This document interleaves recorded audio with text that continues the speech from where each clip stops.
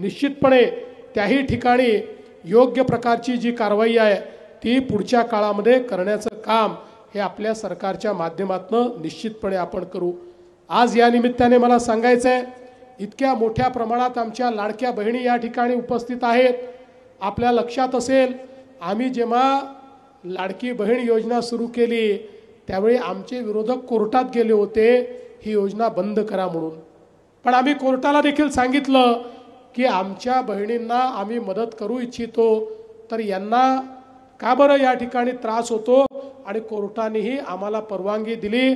आज लाडकी बहीण योजना आपण योग्य प्रकारे चालवतो आहोत, आणि कोणी काही अफवा पसरवली तरी लक्षात ठेवा, काहीही झालं तरी लाडकी बहीण योजना बंद होणार नाही, ती सुरूच राहील। माझ्या बहिणींना ते पैसे मिळतच राहतील। आता आपण प्रयत्न असा सुरू केलेला आहे की आमच्या या बहिणींना एकत्रित करून एक या लाडक्या बहिणींच्या माध्यमातून एक सहकारी संस्था तयार करायची, आणि त्या सहकारी संस्थेच्या माध्यमातून आमच्या बहिणींना त्यांना जे पैसे मिळतात त्याच्यावर आधारित कर्ज द्यायचं, आणि त्यातनं त्यांना उद्योजक म्हणून या ठिकाणी तयार करायचं, बचत गटांना त्या ठिकाणी मदत करायची। मला असं वाटतं की आमच्या मेघनाताईंनी त्याच्यामध्ये खूप आघाडी घेतलेली आहे। मेघनाताई फक्त परभणीत करू नका, तुम्ही हिंगोलीच्याही संपर्क मंत्री आहेत, त्यामुळे हिंगोलीमध्येही माझ्या या सगळ्या ज्या बहिणी बसलेल्या आहेत यांचंही मार्गदर्शन तुम्ही करा।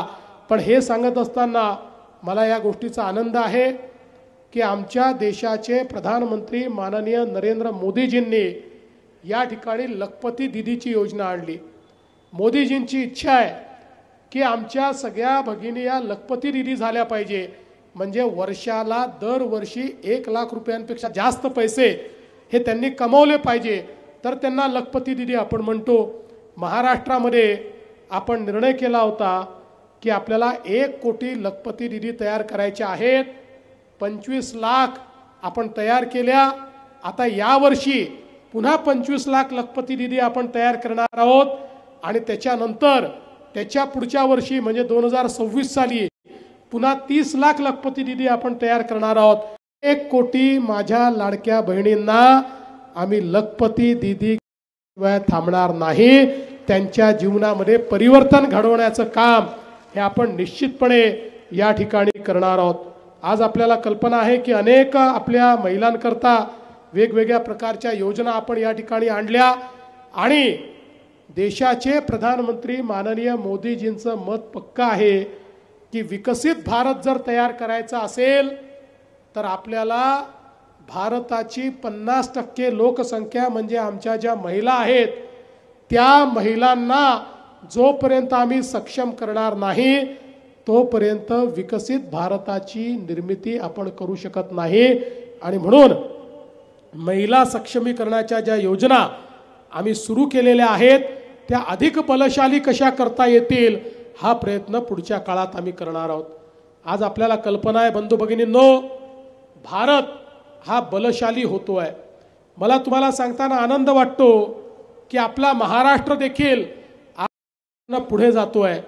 आजच देशाच्या रिझर्व्ह बँकेने देशामध्ये किती परकीय गुंतवणूक आली आणि ती कुठल्या राज्यात गेली याची आकडेवारी जाहीर केली आहे, आणि मला सांगताना आनंद वाटतो की त्याच्यामध्ये पहिल्या नंबरवर पहिल्या क्रमांकावर तुमचा आणि माझा महाराष्ट्र आहे।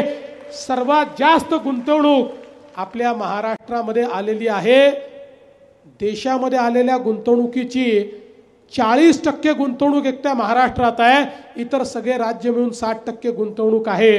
आणि आपल्या नंतरची जी 3 राज्य आहेत कर्नाटक, गुजरात आणि तमिळनाडू या तिन्ही राज्यांची एकत्रित बेरीज केली त्याही पेक्षा जास्त गुंतवणूक आपल्या महाराष्ट्रामध्ये आलेली आहे।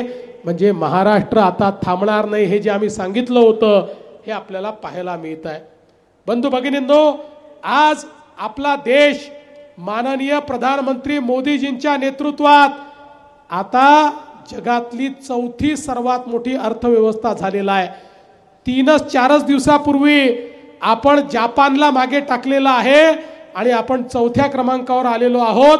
आता लवकरच आपण पुढच्या 2 वर्षानंतर तिसरी जगातली सर्वात मोठी अर्थव्यवस्था होणार आहोत।